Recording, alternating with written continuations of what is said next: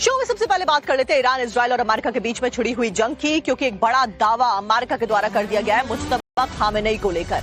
तो ऐसे में जो वेस्टर्न मीडिया है वो ये दावा कर रहा है कि मुश्तबा खामेनेई घायल है और कोमा में इस वक्त है। दरअसल लगातार इजराइल के द्वारा, अमेरिका के द्वारा ईरान पर बड़ी स्ट्राइक्स की जा रही हैं और मुश्तबा खामेनेई के खात्मे की बात भी डोनाल्ड ट्रंप कई बार कह चुके हैं। ऐसे में ये दावा किया जा रहा है कि शायद वो जिंदा है। तो ऐसे में डोनाल्ड ट्रंप की तरफ से भी ये कहा गया कि मुश्तबा शायद जिंदा है, लेकिन जो वेस्टर्न मीडिया की तरफ से दावा किया जा रहा है उसमें जानकारी सामने आ रही है कि मुश्तबा खामेनेई भी घायल हो गए थे उसी स्ट्राइक में जिसमें supreme leader Ayatollah Ali Khamenei की मौत हो गई थी। वहीं कई सारे सोर्सेज के हवाले से ये भी खबर सामने आई कि जो हमला हुआ उसमें एयर स्ट्राइक में मुश्तबा खामेनेई इतने घायल हो गए कि वो फिलहाल कोमा में है। ऐसे में कोई वॉइस मैसेज या कोई जो संबोधन है उनका हाल फिलहाल में वो भी सामने नहीं आया है।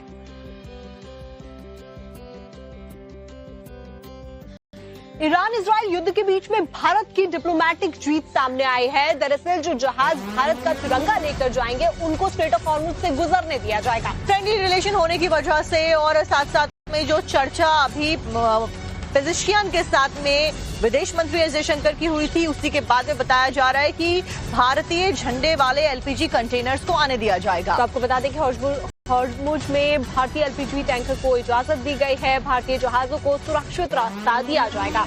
ईरान के राजदूत ने ये बात कही है कि भारत हमारा दोस्त है। ईरान के साथ में युद्ध के बीच में, इजराइल और अमेरिका की लड़ाई के बीच में डिप्लोमेसी को बड़ी कामयाबी भारत में। ईरान ने स्ट्रेट ऑफ हॉर्मुज से भारतीय जहाजों को गुजरने की इजाजत दी है।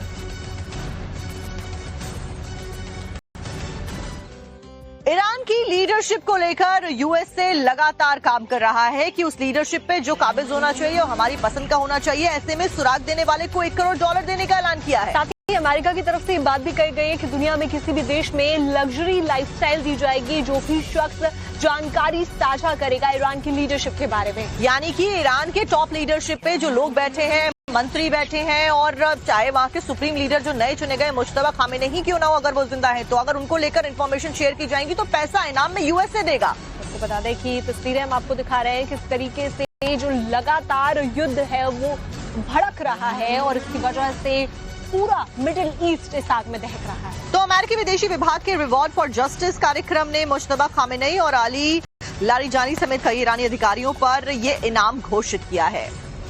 तो अमेरिकी विदेश विभाग के रिवॉर्ड्स फॉर जस्टिस कार्यक्रम में ये इनाम रखा गया है।